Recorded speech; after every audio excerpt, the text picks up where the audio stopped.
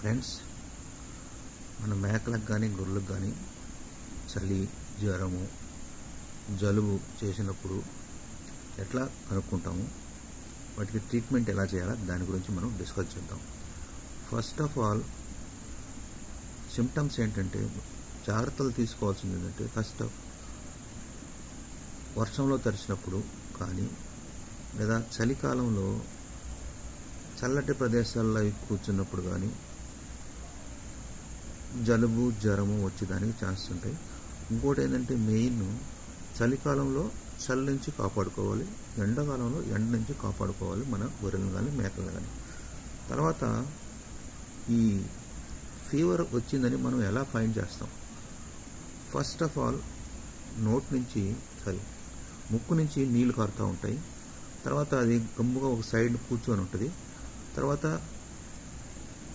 ఖానాపీనా అంటే తినడం కానీ తాగడం కానీ వదిలేస్తుంది. ఆ కండిషన్లో మనం ఏం చేయాలంటే టెంపరేచర్ తీసుకోవాలి. టెంపరేచరు 102 నుంచి 103 ఫారెన్హీట్లో ఉంటే అది నార్మల్.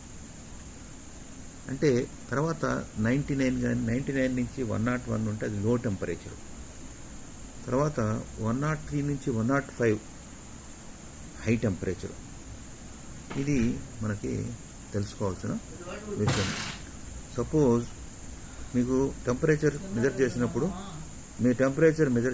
103 ఉందనుకోండి, అది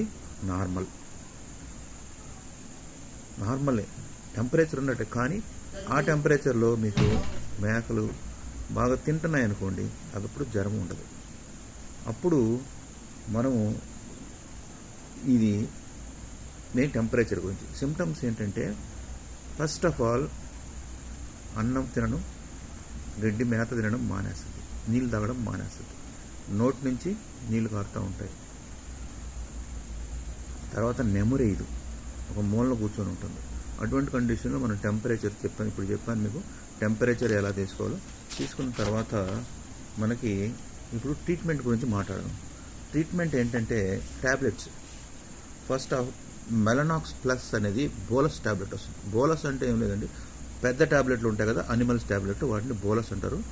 దాన్ని మనం సపోజ్ మీ మేక 30 కేజీలు ఉందనుకోండి, అప్పుడు దానికి కాల్ ట్యాబ్లెట్, ఒక ట్యాబ్లెట్ 4 భాగాలు చేసుకొని ఒక భాగం వేయండి.